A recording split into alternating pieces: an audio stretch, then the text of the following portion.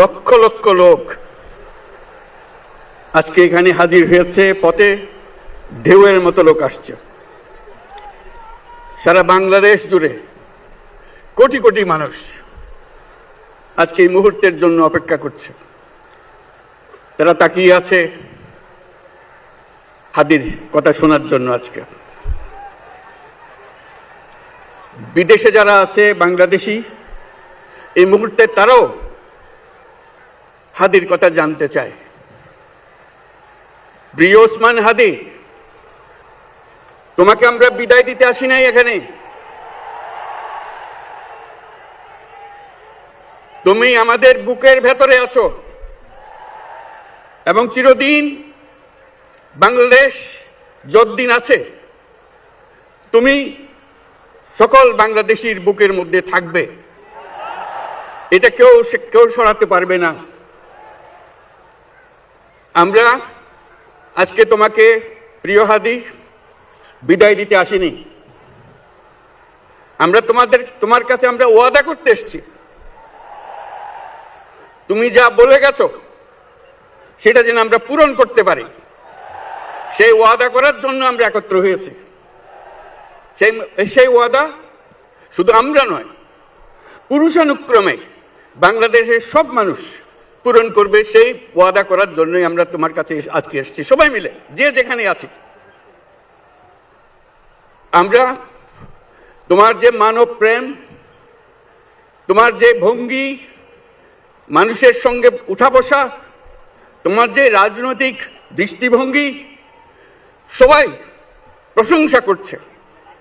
সেটা আমরা মনে প্রাণে গ্রহণ করছি, যে এটা যেন আমাদের মনে সবসময় জাগ্রত থাকে, আমরা সেটা অনুসরণ করতে পারি।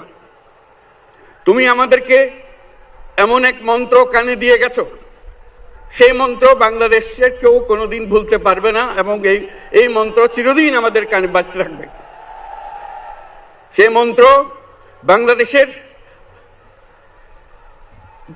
বড় মন্ত্র হয়ে আমাদের জাতির সঙ্গে সংযুক্ত থাকবে। তোমার মন্ত্র ছিল চলো বলবীর চির উন্নত মমশির। এই উন্নত মমশিরের যে মন্ত্র তুমি দিয়ে গেছো, সেটা সন্তানের বাংলাদেশী সাথে শির কখনো নত হবে না। সেই মন্ত্র তুমি আমাদেরকে দিয়ে গেছো, আমাদের সব কাজে সেটা আমরা প্রমাণ করব।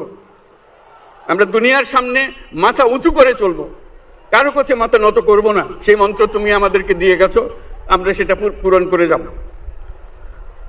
প্রিয় হাদি, তুমি নির্বাচনে অংশগ্রহণ করতে চেয়েছিলে এবং সেই নির্বাচনে অংশগ্রহণ করতে গিয়ে নির্বাচন কিভাবে করতে হয় তারও একটা প্রক্রিয়া জানিয়ে গেছে আমাদেরকে।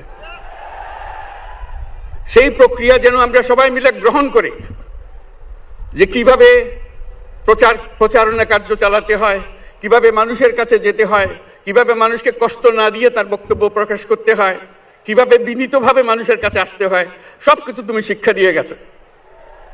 আমরা এই শিক্ষা গ্রহণ করলাম, আমরা এই শিক্ষা চালু করতে চাই। আমরা সবাই আমাদের জীবনে আমাদের রাজনীতিকে এই পর্যায়ে নিয়ে আসতে চাই, যাতে হাদি আমাদের জীবনে স্পষ্টভাবে জাগ্রত থাকে। হাদি, তুমি হারিয়ে যাবে না, তুমি কোনোদিন কেউ তোমাকে ভুলতে পারবে না।